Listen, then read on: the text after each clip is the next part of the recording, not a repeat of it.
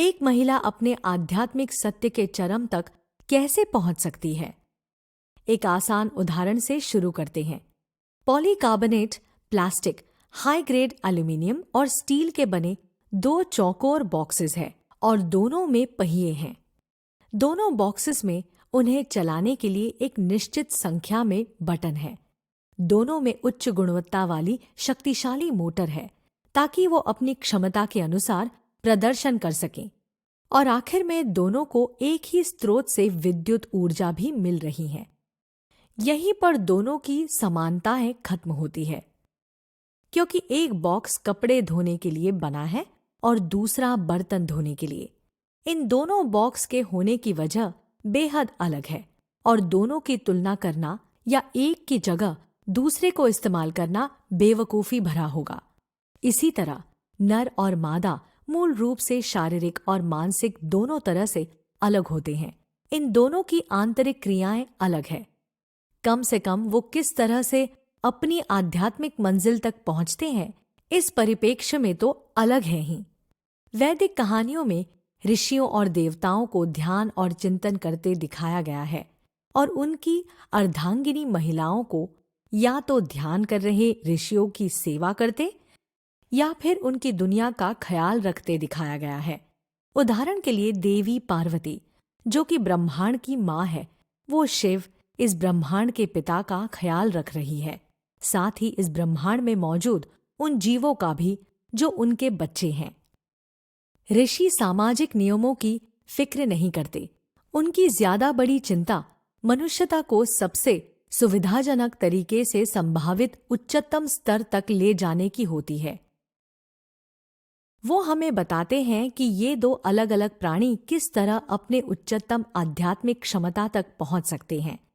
पुरुष स्वभाव से ज्यादा जमीनी होते हैं और उनका झुकाव मानसिक ध्यान और चिंतन की ओर होता है।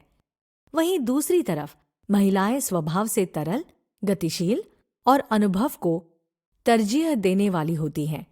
इसलिए जब एक पुरुष शांत बैठता है और सोचता है तो उसकी कुंडलिनी अलग तरह से काम करती है, और अगर पार्वती शिव सा ही व्यवहार करे तो उन्हें कुछ समय के लिए इस अभ्यास का लाभ मिल सकता है, लेकिन वो चरम संतुष्टि नहीं मिलेगी जो उन्हें मिलनी चाहिए।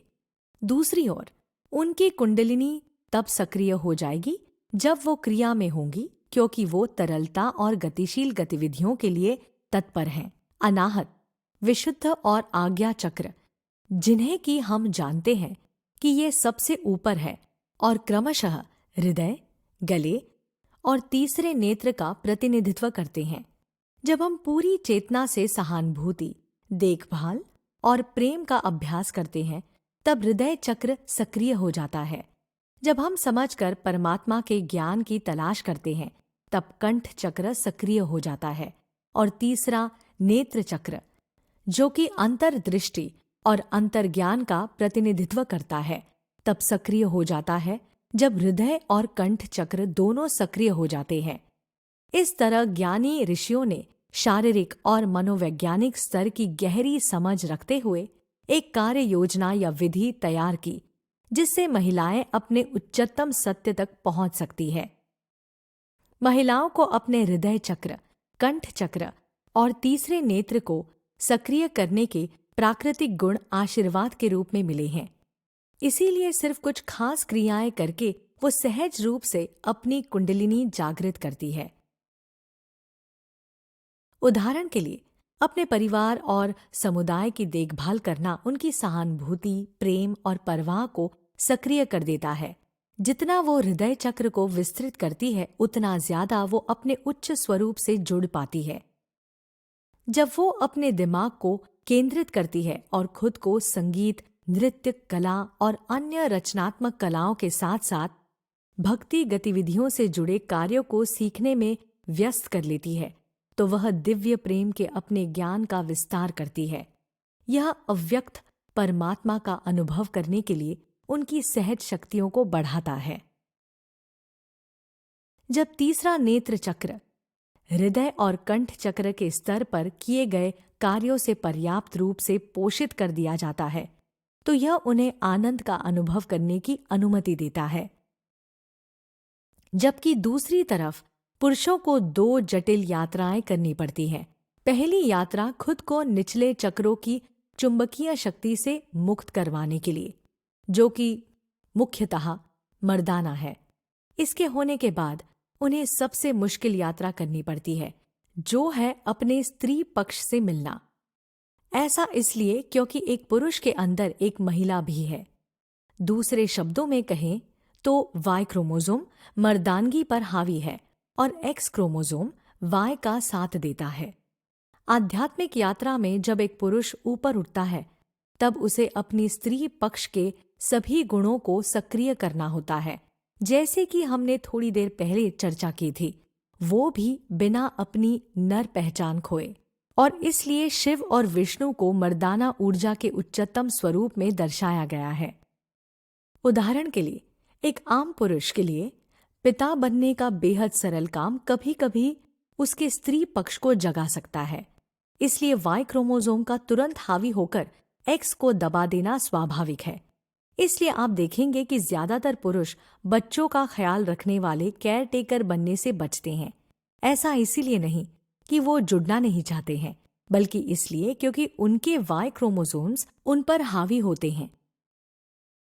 हाल के दिनों के साथ साथ अत्याधुनिक साधकों के इतिहास में आप पाएंगे कि ज्यादातर साधक पुरुष है।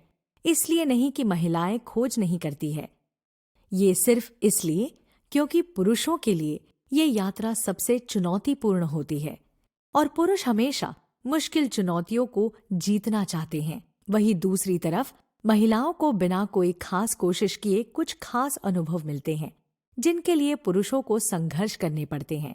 इस वजह से महिलाओं को आध्यात्मिक संदर्भ या चार लोकों में श्रेष्ठ माना जाता है और पुरुषों को सांसारिक संदर्भ या निचले दो लोक में श्रेष्ठ माना जाता है। उच्चतर तीन लोक नाभि के ऊपर मौजूद 3 चक्र हैं और निचले 2 लोक नाभि के नीचे मौजूद 2 चक्र हैं। भारतीय सामाजिक ढांचे के असल बनाने वाले भारतीय ऋषियों ने समाज को एक आध्यात्मिक जीवन शैली के लिए बनाया। साधारण गृहस्थ को पूरी तरह ध्यान में रखते हुए समाज के पुरुषों और महिलाओं ने कुछ भूमिकाओं को प्राथमिकता दी, ताकि दोनों अपने बीच के मूलभूत अंतर का परस्पर सम्मान करते हुए अपनी उच्चतम क्षमता तक पहुंच सके।